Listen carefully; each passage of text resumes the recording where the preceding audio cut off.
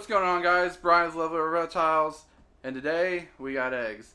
It's been a long, slow road, usually of eggs in the springtime, and it's almost the end of July, and we're just now getting our first clutch this year.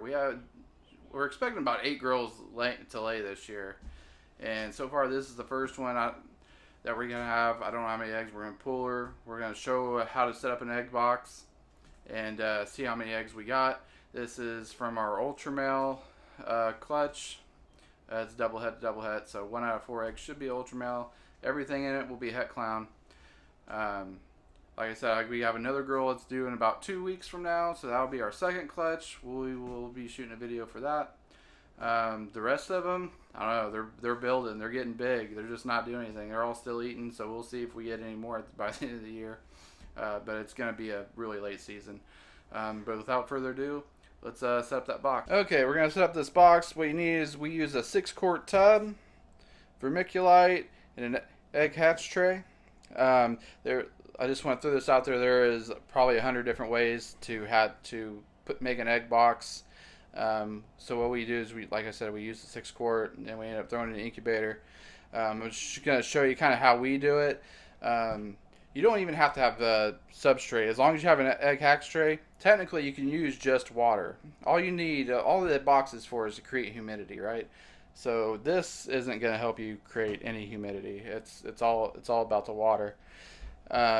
So these water bottles we use, we put a water bottle in there. It's coming right out of the incubator, so it's already up to temp. It won't take long for it to dial in once we put the eggs in there. But what we do is I put about a little over 2 16-ounce cups in there. There's 1, 2. That's really probably about all we need. 2 16-ounce cups full. And then we're going to put our water in. I know when I first started doing this, everybody was like, well, you got to put 150 grams of vermiculite to 150 grams of water. That's true if you're going to put it right on the substrate. You don't want the eggs to get wet. But with the egg trays, that's going to keep them from getting wet. So I douse this stuff. It's really wet. I would use just water, but I'm still afraid, like, if you tilt the tub accidentally while you're just carrying it around, the water will eventually it'll slosh on the eggs. So all I'm using this vermiculite for is just so it doesn't slosh around. I use a pretty hefty amount of water. We're probably going to use this whole water bottle. Maybe even another one. I'm not sure. We'll see how it feels. We're just going to mix it in. Yeah, it's pretty wet, right? So, like I said, 2 16-ounce cups is what we use to 1 whole water bottle, and that's about where I like it. Like, that's perfect. We'll plop that down there. Alright, now let's go see how many eggs we got.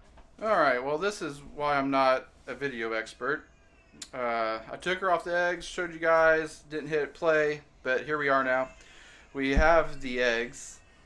Looks like we have 1, 2, 3, 4, 5, 6, 7, which is good. Hopefully we hit some good odds on those. Let's take these and put them in the egg box. Dang, they're kind of stuck to the bottom of the tub. Okay. Well, I got them off there. That's a first. Those things were glued to the bottom of the tub, so I had to kind of get that out of the way.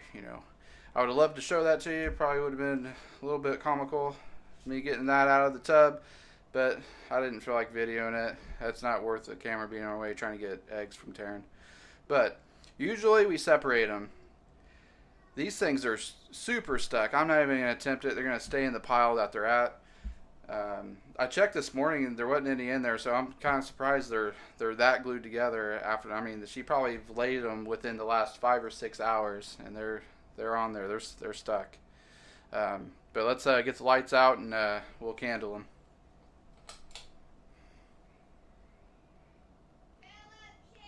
That's good. You see them light up red with the veins, it means they're good to go. If they light up yellow, like a light bulb, it means they're no good.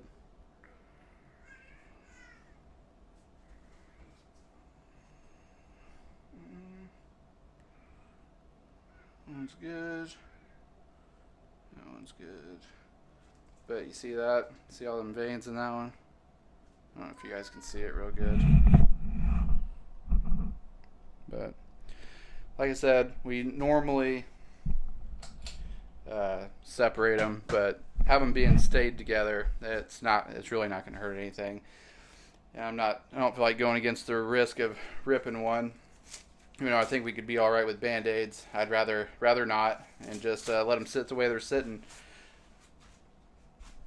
The next thing we do is we will get them wrapped up in some Pressant Seal.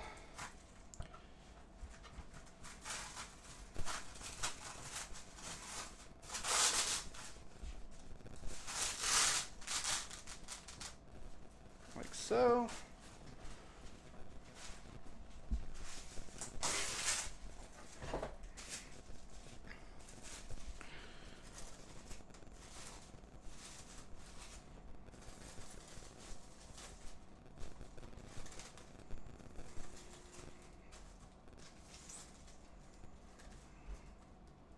I don't like that. There's one egg pushing against that Pressant Seal. So, we will be back. I'm going to have to try to get that one egg off.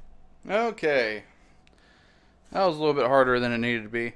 But we got them. I ended up being able to separate 4 of them just in the process of getting the 2 off the top. These 3 here are still stuck together. But that is okay. So the main thing about putting them in the egg box, you don't want them touching the side or the top. That's why I had to readjust it there a little bit. It was touching the top of the... I might as well get a new piece of that too. Touching the top of the Pressant Seal. So you don't want to do that because that's going to build up condensation on the top, and that'll get your egg all wet. So let's try this again. Pressant Seal, check.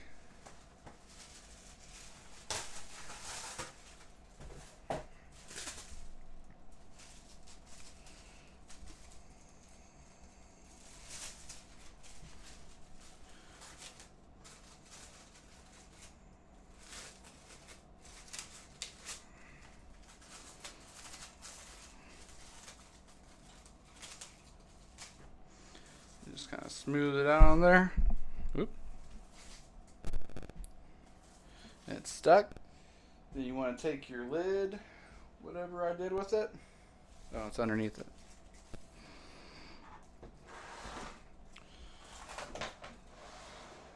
Take the lid, plop it down on top.